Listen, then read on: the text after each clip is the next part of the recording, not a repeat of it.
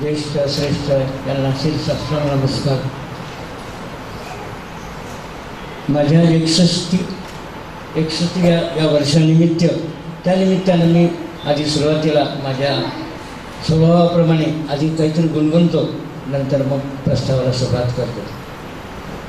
जी माझी मी दिलेली मला हमी आहे. मी कसं 61 वर्ष म्हणजे माझी नवीन सुरुवात झालेली आहे. नवीन 60च्या नंतरची एक पहिला दिवस आहे.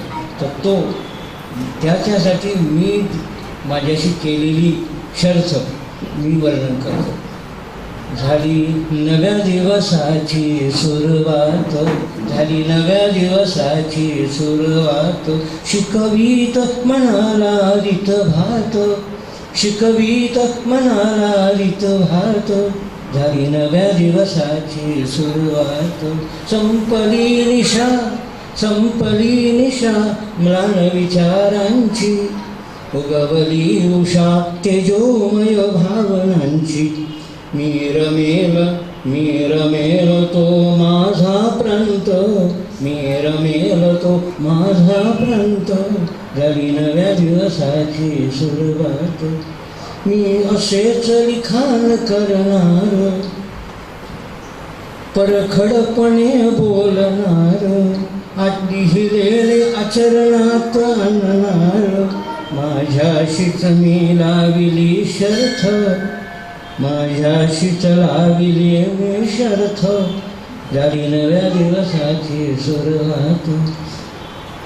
शिकवीत मनाला रीत भात, शिकवीत मनाला रीत भात, झाली नव्या दिवसाची सुरुवात. मी सूर्यकांत देवीदासराव कुलकर्णी,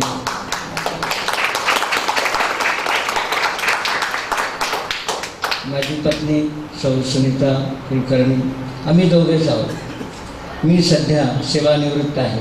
मी अर्थ व सांख्यिकी संचालनालयातील कार्यालय, जिथे जिथे सांख्यिकी विभागाची कार्यालय आहेत अशा ठिकाणी, म्हणजे मी 3/11/81 रोजी अर्थ व सांख्यिकी संचालनालयाचे औरंगाबाद विभाग इथे काम केले क्लार्क म्हणून.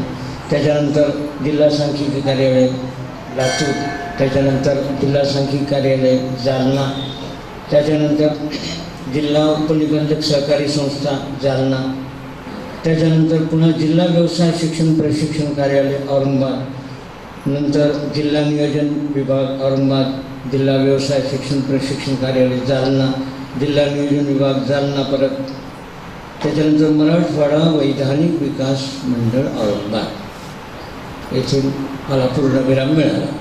या कार्यालयात सांख्यिकी सहाय्यक व संशोधन सहाय्यक या पदावर काम केलेले आहे.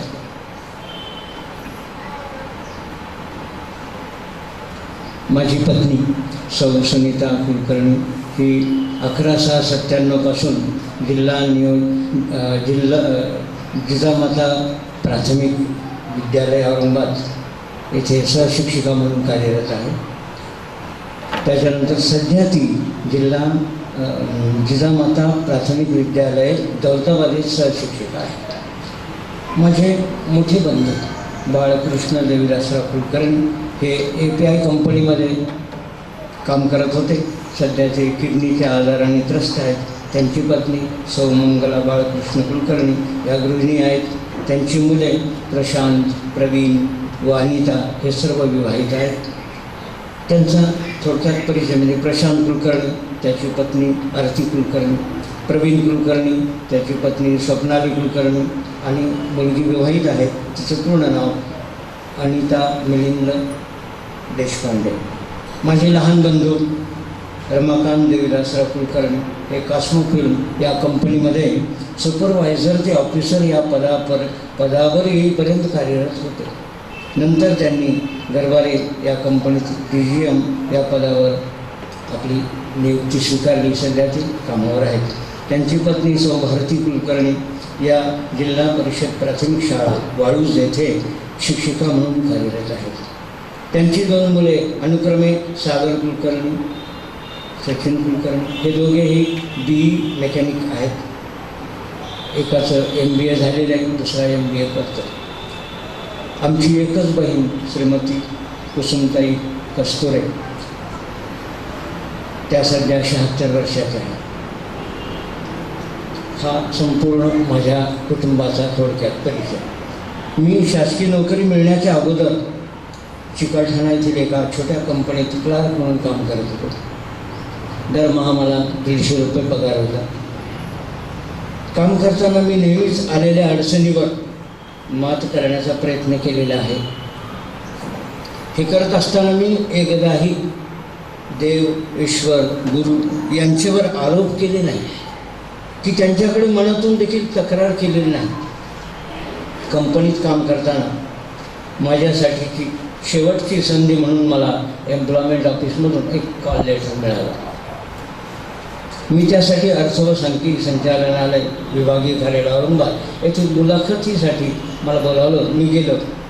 तिथे इंटरव्ह्यू छान झाला, पण गव्हर्नमेंट ऑफिसमध्ये लगेच काही मिळत नाही. काही दिवसांनी मी कंपनीची नोकरी सोडून दिली. आता आपण फक्त गणित विषयाची ट्युशन घेणार आहोत हा पक्का निर्धार मनात केला. पक्की फुणगाड बांधली. फक्त 3 दिवस मात्र निवांतपणाचे क्षण अनुभवूया असे मनात ठरवले. फक्त 3 दिवस. पण काय आश्चर्य, मी मागे जो इंटरव्ह्यू दिला होता त्या अर्थ व सांख्यिकी संचालनालयाच्या विभागीय कार्यालयातून मला एक नियुक्तीचं पत्र आलं. अपॉइंटमेंट रुजू होण्याबद्दलचं पत्र आलं. म्हणजे निवांतपणाचा अनुभव एकच दिवस मला मिळाला. दुसरा दिवस नियुक्तीबाबत विचार केला आणि तिसऱ्या दिवशी म्हणजे 3 नोव्हेंबर 1981 रोजी सकाळीच कामावर रुजू झाले. कंपनीत काम करीत असतानाची एक घटना सांगण्याचे राहून गेले. कंपनीत नोकरी करत असताना गणेश्वरी वज्रेश्वरी जवळचं जे मुक्तानंद बाबांचा आश्रम आहे त्या आश्रमातला साधकांना दीक्षा प्रदान करण्याचा कार्यक्रम याबाबत वर्तमानपत्रात लिहून आले होते. एक बातमी छापली. मी व माझे परमस्नेही मिळून पन्नालाल नगर औरंगाबाद येथील सिद्धयोग ध्यान केंद्र औरंगाबाद यांच्याकडे गेलो. तेथील प्रमुख केंद्र संचालक श्री अरुणकुमारजी पांडे यांना भेटण्यासाठी आम्ही थांबलो.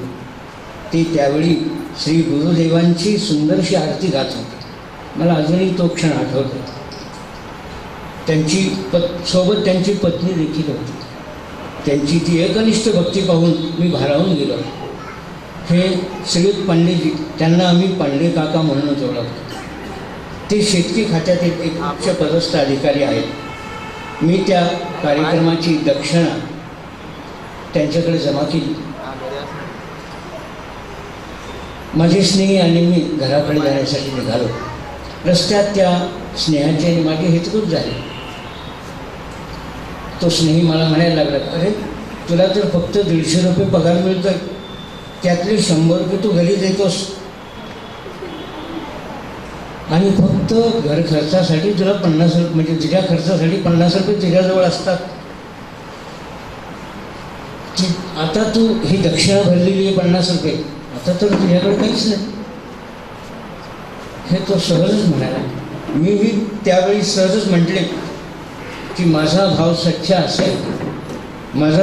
असेल तर मी भरलेल्या दक्षिणावर मला एक 0 वाढवून मिळेल.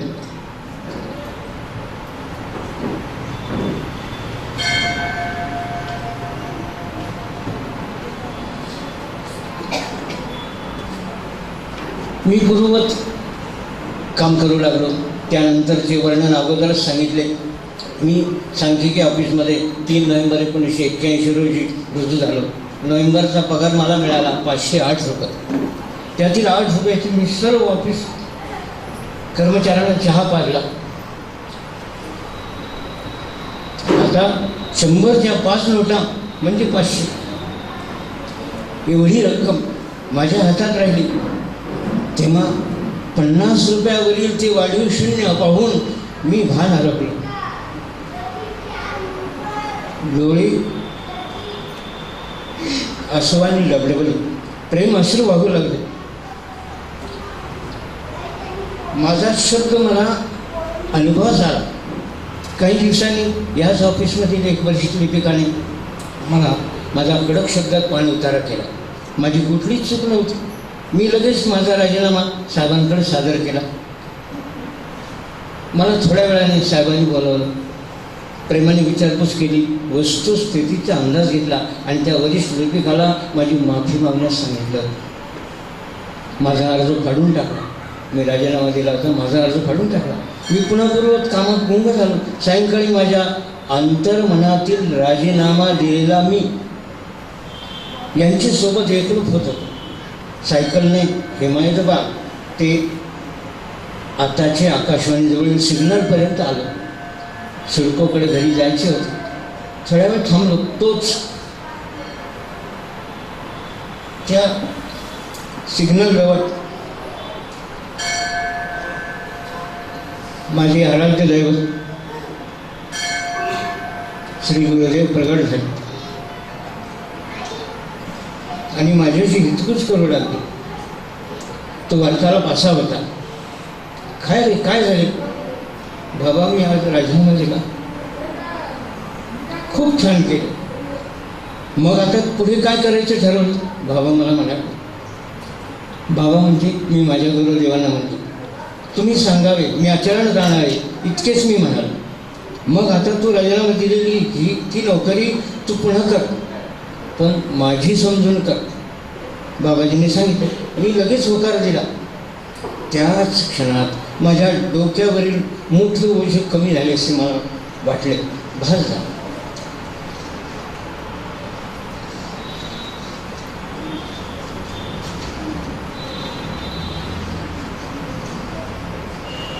जेव्हा मी प्रेमपूर्वक कामात गुंग होईल तेव्हा मला शाबासकी दिल्यासारखं कोणतरी वाटते.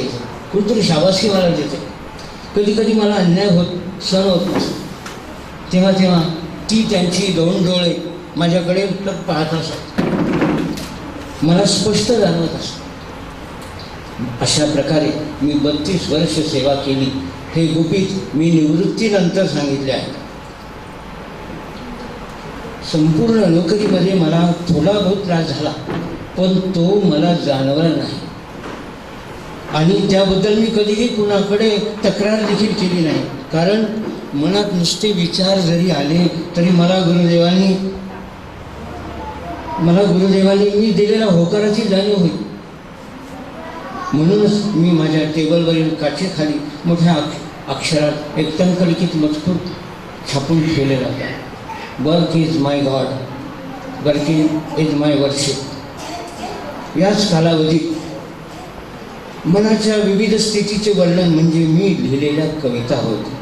मी लिहिलेल्या या कविता म्हणजे माझ्यावर आलेल्या प्रसंगाचे मी कसे कसे स्वागत करीत गेलो, मी कोणत्या प्रसंगावर कसा वागलो, माझ्या मनाची कशी कशी घालमेल होत गेली, माझ्यातील संयमाची कशी परीक्षा होत गेली, मी माझ्या मनाला कसे सांभाळत गेलो, मी कसा घडत गेलो, माझ्यासमोर कोणकोणती आव्हाने होत आली, मी त्याचा कसा प्रतिकार करत गेलो, माझ्याही नकळत तो अद्यावत होत गेलेला भाव माझ्या मनात कसा रुजत गेला. खऱ्या अर्थाने मी एक संपन्नता, समृद्धीचे सुख अनुभवत आहे. मी फक्त माझा शब्द पाळायचा प्रयत्न केला आणि अद्यापही करीत आहे. माझी विचारसरणी दैवावर आधारित फारशी नाही, तर ती कर्मावर आधारित आहे. जसे श्री समर्थ रामदास स्वामींनी म्हटल्याप्रमाणे, पेरिले ते उगवते, बोलण्यासारखे उत्तर मिळते, तरी मग कर्कश बोलावे ते काय व्याख्या. या उक्तीवर माझी अपार श्रद्धा आहे. मी ज्या व्यक्तीसोबत वावरलो, रमलो, त्यांच्या काही भावभावना मला आवडल्या, काहीशा तिरकस वाटल्या, काहीशा जीवनात उतरविण्याचा प्रयत्न केला व काही अद्यापही मी आचरणात आणण्याचा आटोकाट प्रयत्न करत आहे. आणि अशा प्रसंगी भावावेशात मी जे जपले तेच शब्द रूपात प्रगट झाले आहे. याचप्रमाणे यापूर्वीच म्हणजे 25 ऑगस्ट 2013 रोजी काव्यपुष्प व काव्यसुधा हे 2 काव्यसंग्रह प्रकाशित झाले. केले म्हणत नाही मी, प्रकाशित झाले. हा काव्यसंग्रह आपल्या आणि आता हा गुंजारव काव्यसंग्रह प्रकाशित होत आहे. हा काव्यसंग्रह आपल्या हाती सुपूर्द करताना मला अतिशय आनंद होत आहे. आता याच काव्यसंग्रहाच्या निमित्ताने आपल्यासोबत हितगुज करण्याचा माझा मानस आहे. या काव्यसंग्रहामधले काही कवितांचं त्यामधलं मी कशासाठी लिहिलं ते वर्णन करतो. यामध्ये दत्ता काका म्हणून एक कविता आहे. दत्ता काका परमपूज्य ब्रह्मचैतन्य श्री गोंदवलेकर महाराजांचे एक आध्यात्मिक प्रचारक म्हणजेच श्री दत्ता काका होय. ते सर्वदूर सतत फिरतीवर असत. ठिकठिकाणी जाऊन श्री महाराजांचे कार्य समजावून सांगत व नाम महिमा सर्वांना कथन करीत. त्यांचे बरेच चर्चात्मक लिखाण उपलब्ध आहे. त्यांचा लोकसंग्रह खूप मोठा आहे.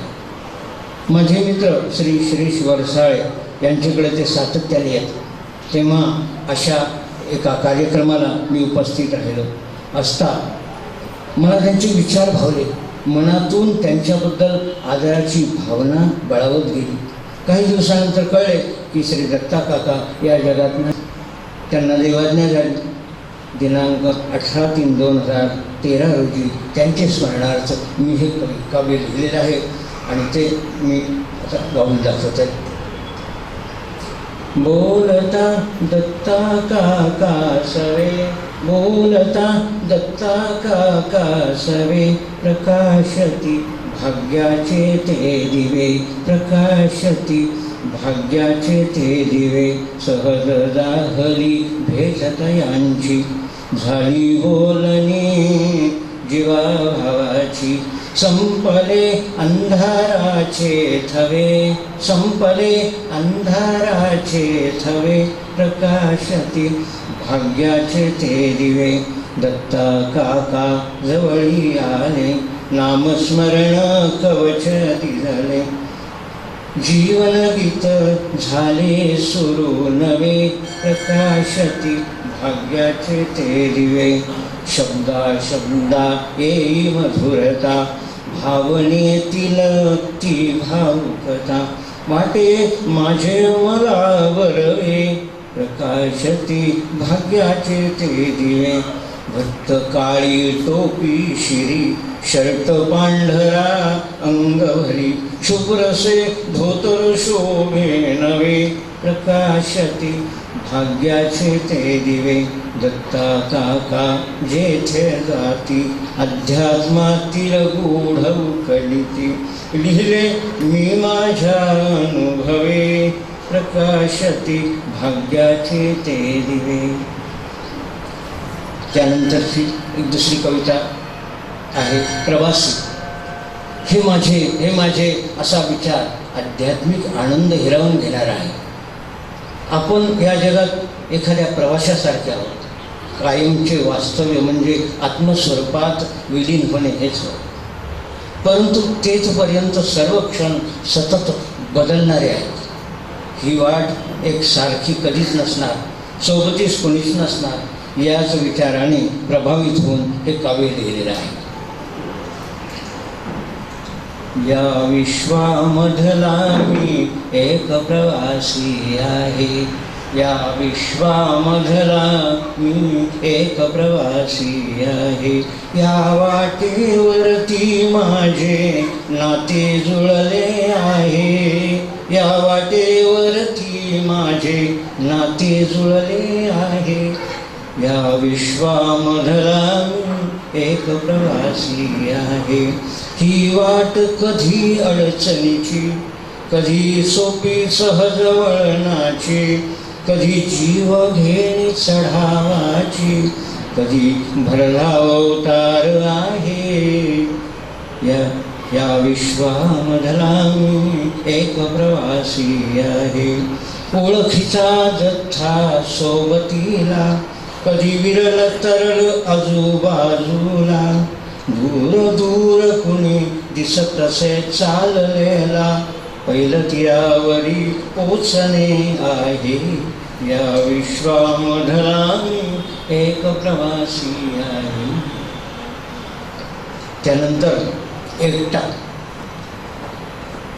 भ्रमित खचील झालेल्या आपल्या मनाला एकटेपणाची जाणीव प्राप्त करून देताना बऱ्याच वेळा फजिती होते. प्रसंग बदलतात, प्रलोभने समोर येतात.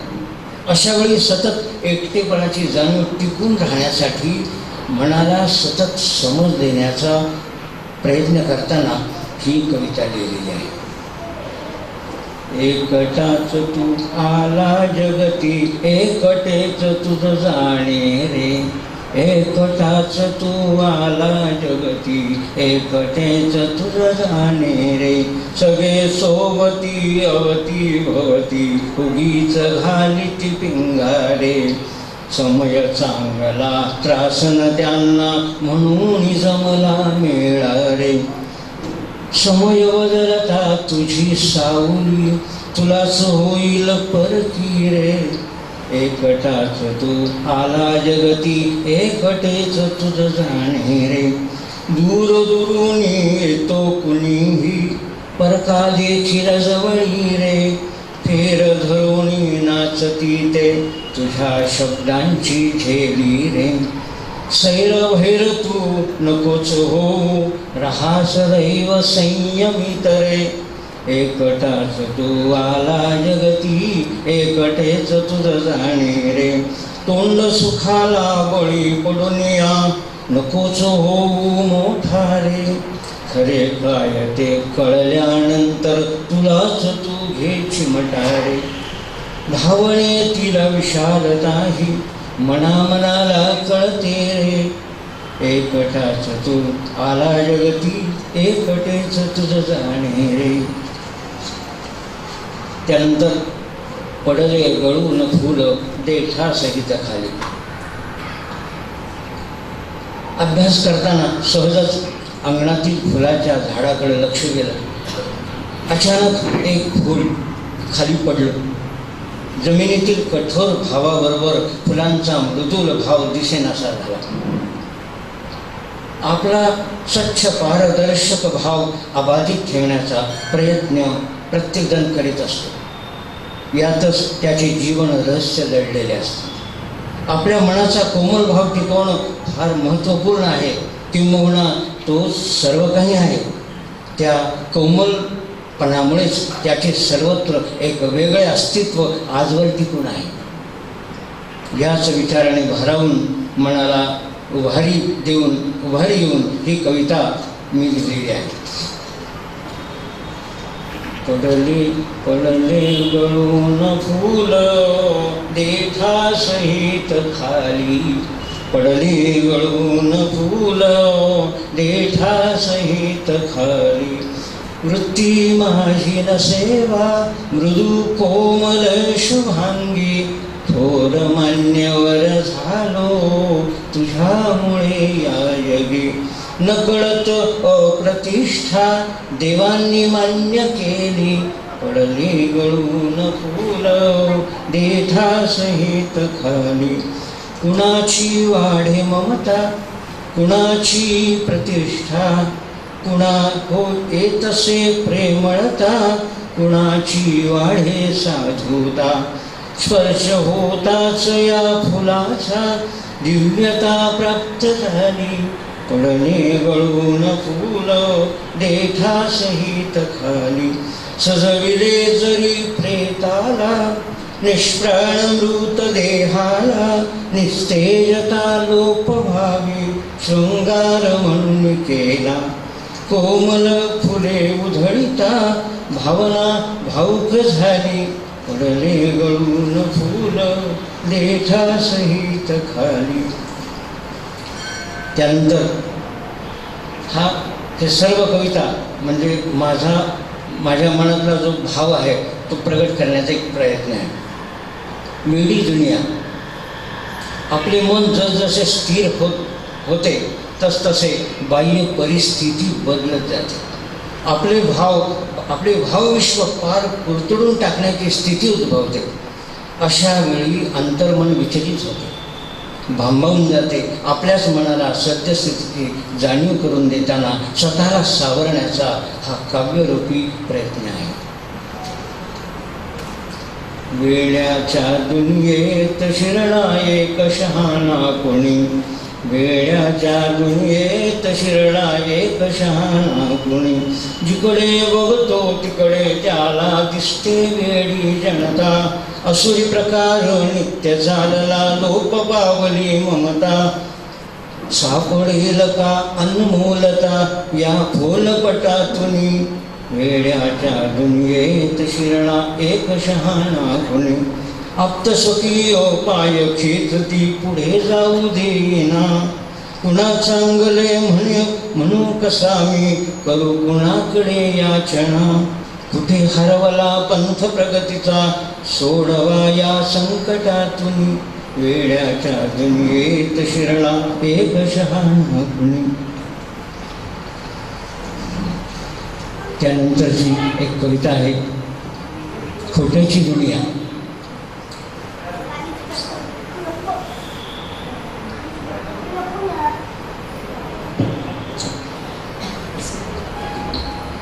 आपल्या मनाप्रमाणे जीवन जगताना वेळोवेळी संघर्ष करावा लागतो. हा संघर्ष सभोवताच्या जनसामान्या इतका सोबत जितका करावा लागतो त्यापेक्षा अधिक संघर्ष आपल्याला स्वतःशी करावा लागतो. खरेपणातला सहजासहजी काहीच मिळत नाही. त्याला सतत सर्वांचा रोष स्वीकारावा लागतो. तो हतबल होऊन अपयशी व्हावा यासाठी बाह्य परिस्थिती प्रयत्नशील असते. खोटेपणाचा नेहमीच उदो होताना दिसतो. खरेपणाची कसून तपासणी होते. भयंकर यातनांना सामोरे जावे लागते. पदोपदी अपमान सहन करावा लागतो. अशा वेळी ही नाजूक परिस्थिती कशी सावरावी हाही प्रयत्न करणे आवश्यक आहे. परिस्थिती आपण बदलल्यापेक्षा ती सहन करून तिलाच आपल्याप्रमाणे बदलण्यास भाग पाडले पाहिजे. रहस्यमयता ओळखून पुढे मार्गक्रमण केले पाहिजे. याबाबतचा सविस्तर विचार म्हणजे माझी हे काव्य. खऱ्याचे नाही कुणी नाही, खोट्याची सारी दुनिया ही. खऱ्याचे नाही कुणी नाही, खोट्याची सारी दुनिया ही. खऱ्याची होत उपासवारी, खोट्याला रोज शिरापुरी. खोट्याची रोज होत फजिती, खोट्याला हार तुरे घालिती. खऱ्याचे नाही कुणी नाही, खोट्याची सारी दुनिया ही. खरा वागतो भीत भीत, खोटा हिंडे फिरे डौलात. खऱ्याचे दारिद्र्य पांगलेले, खोट्याचे कितीतरी बंगले. खऱ्याचे नाही कुणी नाही, खोट्याची सारी दुनिया ही. खऱ्याला रोज रोज टोचणी, खोट्याची करती मनधरणी.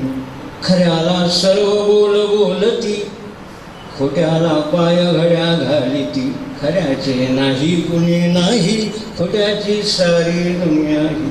खऱ्याच्या पुढे कडक सोटा, खऱ्याच्या पुढे कडक सोटा. खोट्याच्या नशिबी रुपये नोटा. खऱ्याच्या तोंडावर थुंकती, खोट्याची होतसे आरती. खऱ्याचे नाही कुणी नाही, खोट्याची सारी दुनिया ही. खऱ्याला दुःख सोसवेना, खोट्याला सुख पेलवेना. खऱ्याला पदोपदी अडथळा, खोट्याला मार्ग सदा मोकळा. खऱ्याचे नाही कुणी नाही, खोट्याची सारी दुनिया ही. अरे हे करत असताना मी माझं काय करायला पाहिजे? मी असंच वाहत जायला पाहिजे का? माझ्या मनाने मला दिलेला बोध, जगाची रीत असे बाळा, सांभाळी तू स्वतःला. सांगते तुला प्रेमापोटी, बाळा तू नको होऊ कष्टी. देवाची ही उघडी सृष्टी, तुझ्यावरी त्याची खरी दृष्टी. नको जाऊ कोमेजून, रहस्य हे घेई उमजून. खऱ्याचे नाही कुणी नाही, खोट्याची सारी दुनिया ही. त्यानंतर एक शेवटची ही कविता आहे ज्येष्ठ नागरिक. कारण आता मी ज्येष्ठ नागरिक म्हणजे 60 नंतर तर ज्येष्ठ पण आले, तर ते मला जाणवल्यानंतर मी सेवानिवृत्त झालो आहे. मी आज 61व्या वर्षात पदार्पण केलेले आहे. या जाणीवेने मला अंतर्बाह्य व्यापून टाकलं. माझ्या मनाने मला उपदेशाचे घोट पाजवण्यास सुरुवात केली. मी कसे राहावे, काय करावे, योग्य काय, अयोग्य काय, मी कुणाबरोबर कसा व्यवहार करावा, तुलना कुणासंगे करावी, कुणाबरोबर चर्चा करावी, इत्यादी इत्यादी. ही संपूर्ण उपदेश मालिका म्हणजे हे माझे काव्य आहे. ही उपदेश मालिका काव्यरूपात जरी असली तरी ती मला स्वतःला उद्देशून आहे. हे ज्येष्ठ नागरिका, हे ज्येष्ठ नागरिका, हे ज्येष्ठ नागरिका, सांभाळी तू तुझ्या विवेका, सांभाळी तू तुझ्या विवेका, हे ज्येष्ठ नागरिका. ठेवूनिया समयोचित भान, तुझा तूच करी सन्मान. नाठाळपण तुझ शोभेल का, नाठाळपण तुझ शोभेल का, हे ज्येष्ठ नागरिका. जरी कुणी लाविले आमिष, जरी कुणी लाविले आमिष, तुझसाठी असावे ते विष. वागणे अकारण हा धोका, हे ज्येष्ठ नागरिका.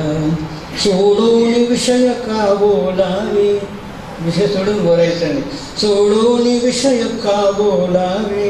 सदोदित स्वतःला सांभाळावे, बोलताना भरकटावे का, हे ज्येष्ठ नागरिका. आपण कुणासवे बोलावे, हृदगत कुणाला सांगावे, उगीच हसावे खिदळावे का, हे ज्येष्ठ नागरिका. चर्चा उगीच का करावी, वयोमर्यादा ओळखावी, भलत्याशी तुलना करावी का, हे ज्येष्ठ नागरिका, हे ज्येष्ठ नागरिका. वरील सर्व कवितांमुळे मला स्वतःला सदोदित प्रफुल्लित राहता आलं. माझे समोर येणाऱ्या सर्व प्रसंगातून स्वतःला सावरण्याचा नवीन कौशल्य मला प्राप्त झालेलं आहे. माझे सर्व आप्त, स्वकीय, कुटुंबीय, स्नेही, मित्र, हितैषी, परिवार यांनी मला सतत आनंदित राहण्यास उत्साहाचं वातावरण निर्माण केलं. या सर्वांमुळे मी घडलो. यापेक्षा देखील अंतर्मनाची हीच घालमेल शब्दरूप झाली. याचे सर्व श्रेय माझे कसे असू शकेल. म्हणून या जन्माचा प्रारब्ध, गुरुकृपा व माझ्या भोवतीच्या चल अचल, ज्ञात अज्ञात यांच्यासह अनंत स्नेही यांचा ऋणाईत राहण्यातच मी स्वतःला धन्य समजतो. इतकेच.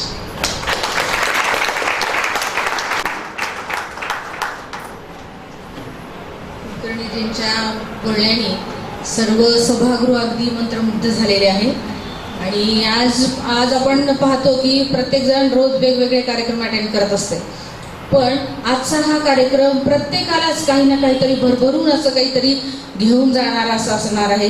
प्रत्येकजण वेगवेगळ्या, प्रत्येकाचे अँगल वेगवेगळे असतील, पैलू वेगवेगळे असतील, पण प्रत्येकजण आपल्या जीवनशैलीमध्ये, जीवन जगण्यामध्ये काहीतरी इष्ट बदल करतील आणि ते सी.टी. कुलकर्णीजी यांच्या प्रेरणेतनं जीवन कसं जगायचं ही कला निश्चितपणे घेऊन जातील. आपण इथं त्यांच्या वेगवेगळ्या कवितांमार्फत, ती कविता तरी काय की आपल्याला जीवन कसं जगावं हेच शिकवत आहेत. प्रत्येक कविता आज तुम्हाला ते पुस्तक हातात पडल्यानंतर ते नक्कीच तुम्ही वाचणार आहात, पण प्रत्येक कविता ही आपल्याला काही ना काहीतरी शिकवणारीच आहे आणि त्या शिकवणीतूनच आपण आपलं जीवन कसं समृद्ध करायचं आहे हे आपल्याला आपणच ठरवायचं आहे. या ठिकाणी सगळ्या उपस्थितांनी भरभरून अशा शुभेच्छा सूर्यकांतजींना दिलेल्या आहेत आणि त्या शुभेच्छांची शिदोरी घेऊन की त्या ठिकाणी आपण त्यांना कोण काय देणार, ते त्या ठिकाणी त्यांचं ज्ञान भांडार एवढं आहे की त्या ज्ञानातला एखादा थेंब जरी आपल्या वाट्याला आला तरी आपण आपल्याला कृतकृत्य समजावं. हे त्या ठिकाणी आपणच आपल्याला भाग्यवान समजावं की त्यांच्या ज्ञानातला थोडा का होईना भाग आपण घेऊ इच्छितो तर तो आपण घेतला नक्की पाहिजे. या ठिकाणी मी म्हणते की आज त्यांनी सांगितले की ज्येष्ठ नागरिका, हे ज्येष्ठ नागरिकांनाच नाही की अगदी लहान मुलांपासून तर ज्येष्ठ नागरिकांपर्यंत सगळेच जण काही ना काही ते त्यांच्याकडनं शिकतात. जसा सान थोर वेलींना आधार वृक्षाचा, सान थोर वेलींना आधार वृक्षाचा, तसा तुम्हा आम्हा सर्वांना आधार आहे तो कुलकर्णींच्या ज्ञानाचा. या ठिकाणी आज आपण एवढा हा भावपूर्ण असा कार्यक्रम त्या ठिकाणी संपन्न केलेला आहे. आणि त्याचबरोबर मी त्यांना शुभेच्छा देताना म्हणेल की तुमच्या ज्ञानाचे कौतुक कुलकर्णी, तुमच्या ज्ञानाचे कौतुक, प्रयत्नांना तुमच्या लाख लाख सलाम. तुमच्या ज्ञानाचं कौतुक, तुमच्या प्रयत्नांना लाख लाख सलाम. क्षितिजावरती बांधा पताका, ज्ञानच होऊ दे तुमचं गुलाम, ज्ञानच होऊ दे तुमचं गुलाम. आणि हे अशाच प्रकारचं ज्ञान त्यांनी घ्यावं आणि आमच्यापर्यंत पोहोचवावं असं ईश्वरचरणी प्रार्थना करते. त्यांना उदंड आयुष्य लाभो असं सगळ्यांच्या वतीनं मी ईश्वराला मागणं मागते. यानंतर कार्यक्रमाचा शेवटचा टप्पा म्हणजे आभार प्रदर्शनाचा. तर ह्या अनौपचारिक जरी कार्यक्रम असला तर त्या ठिकाणी आपण हा कार्यक्रमाचा एक भाग म्हणून त्या ठिकाणी मी आभार प्रदर्शनासाठी कुमारी आदिती श्रीमंत हिला निमंत्रित करते की तिने आभार प्रदर्शन करावं. हा सोहळा अनौपचारिक व कौटुंबिक असल्यामुळे खरं तर आभार प्रदर्शनाची आवश्यकता नाही. तथापि काही जणांचे ऋण व्यक्त केल्याशिवाय राहणार नाही. म्हणून या कार्यक्रमाचे संयोजक सर्वश्री अशोक सीमंत, मनोज पत्की, मुकुंद वसेकर आणि PN देशपांडे यांच्या वतीने कृतज्ञता व्यक्त करण्यासाठी मी उभी आहे. सर्वप्रथम या सोहळ्याला मान्यता दिल्याबद्दल श्री सूर्यकांतजी कुलकर्णी व सौ सुनीता कुलकर्णी यांचे मनपूर्वक ऋण व्यक्त करते. श्री कुलकर्णी काकांचे मार्गदर्शन आम्हा तरुण पिढीसाठी सुद्धा खूप मोलाचे आहे. या सोहळ्याला सहर्ष उपस्थित राहून व सकाळच्या धार्मिक सोहळ्यातही मनपूर्वक सहभागी होऊन या एकूणच कार्यक्रमाची अनौपचारिकता जपल्याबद्दल समस्त कुलकर्णी परिवार तसेच भावठाणकर परिवाराचे हार्दिक आभार.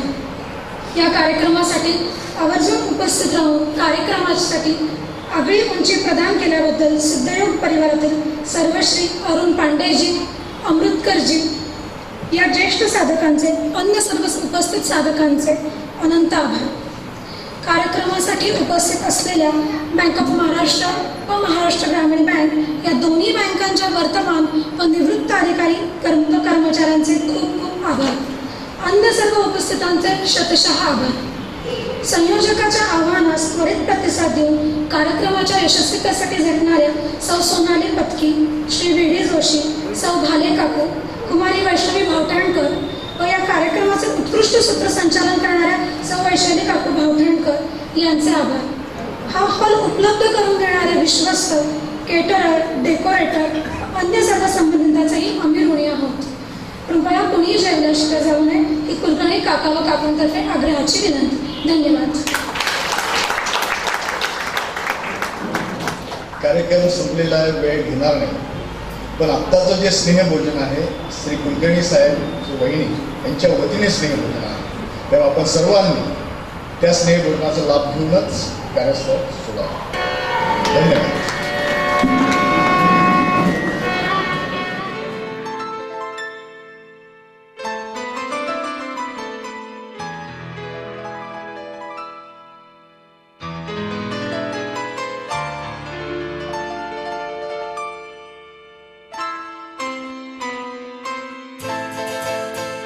ये तो सच है कि भगवान है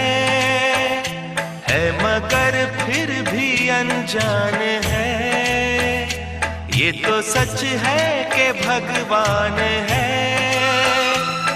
मगर फिर भी अनजान है. धरती पे रूप माँ बाप का उस विधाता की पहचान है. ये तो सच है कि भगवान है.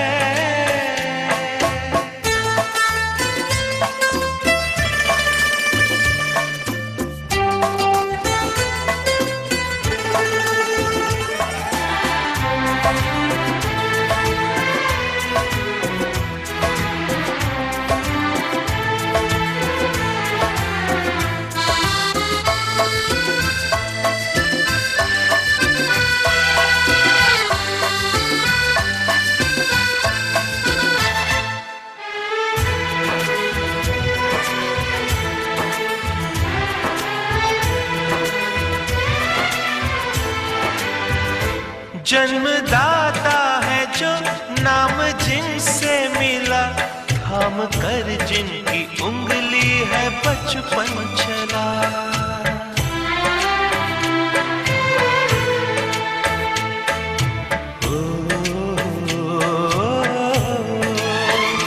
कांधे पर बैठ के जिनके देखा जहां, ज्ञान जिनसे मिला क्या बुरा क्या भला। इतने उपकार है क्या कहें, ये बताना ना आसान है।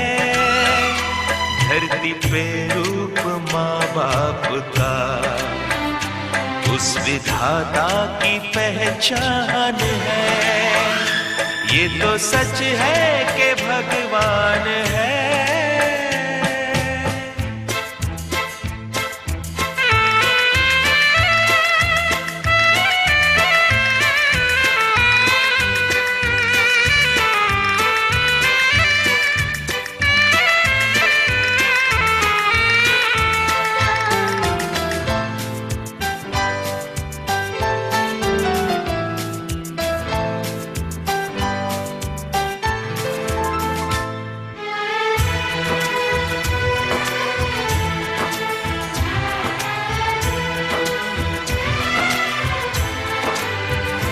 जन्म देती है जो माँ जिसे जग कहे, अपनी संतान में प्राण जिसके रहे।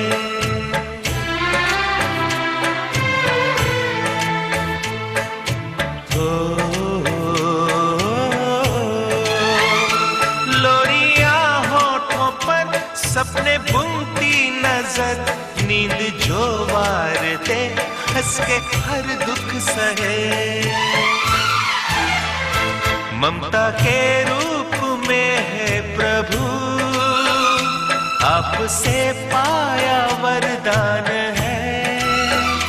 धरती पे रूप माँ बाप का उस विधाता की पहचान है। ये तो सच है कि भगवान है।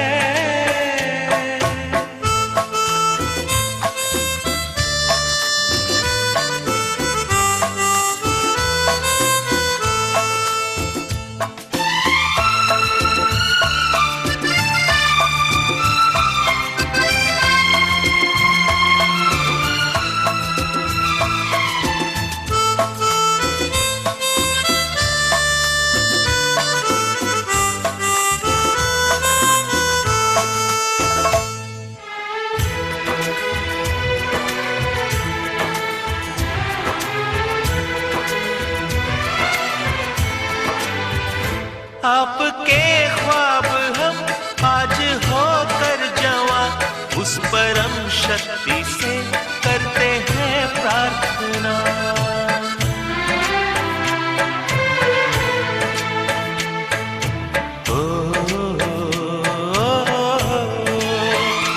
इनकी छाया रहे रहती दुनिया तलक, एक पल रह सके हम न जिनके बिना। आप दोनों सलामत रहे, सबके दिल में ये अरमान है। धरती पे रूप माँ बाप का उस विधाता की पहचान है। ये तो सच है कि भगवान है मगर फिर भी अनजान है। धरती पे रूप माँ बाप का उस विधाता की पहचान है।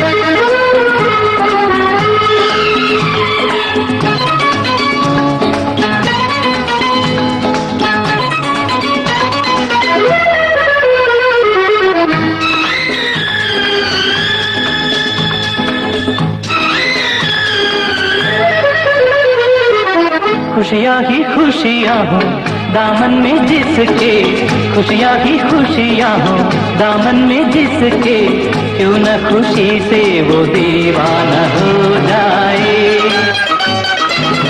ऐसे मुबारक मौके पे साथी, ऐसे मुबारक मौके पे साथी, पेश दुआओं का नजराना हो जाए।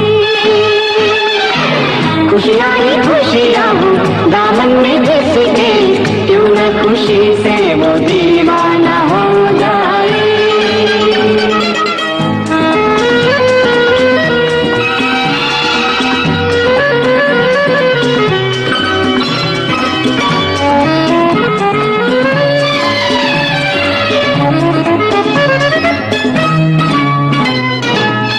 देश समझा हमको जमाना, शुक्र करो कि समझ तो गया, संग रहने का ख्वाब सुहाना, बन के हकीकत सच तो गया। तुम जो कहो तो महफिल से कह दें, तुम जो कहो तो सारी महफिल से कह दें, पल भर में मशहूर अफसाना हो जाए। खुशियाँ ही खुशियाँ हो दामन में जिसके, क्यों न खुशी से वो दीवाना हो जाए।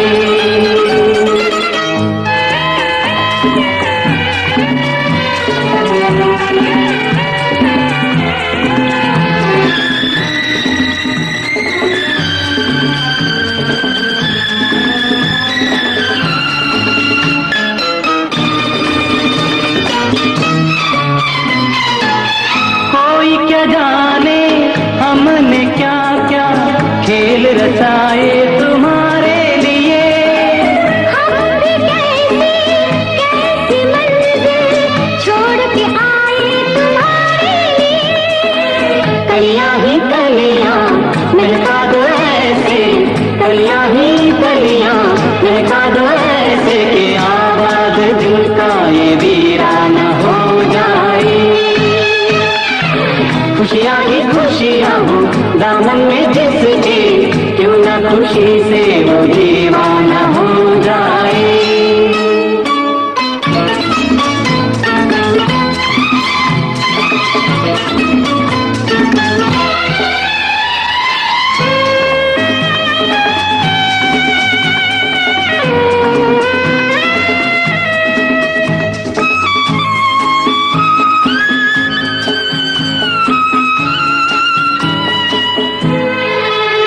हंस के हमारी हर भूल भुला देना, हम हैं तुम्हारे जब चाहो बुला लेना। अपनों की महफिल में अब काम नहीं है बेगानों का, ये दुनिया क्या मोल करेगी एक मुफलिस के अरमानों का। इतनी सी है बस अपनी तमन्ना, इतनी सी है बस अपनी तमन्ना, तेरी खुशी पे दिल परवाना हो जाए। खुशियाँ ही खुशियाँ हो दामन में जिसके, क्यों न खुशी से वो दीवाना हो जाए।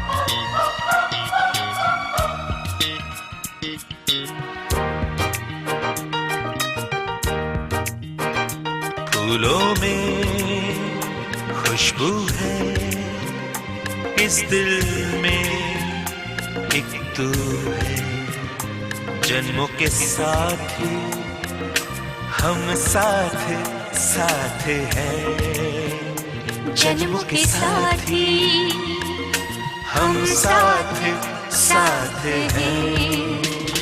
नैनों में ज्योति है, सीपी में मोती है, जन्म के साथी हम साथ साथ हैं, जन्म के साथी हम साथ साथ हैं।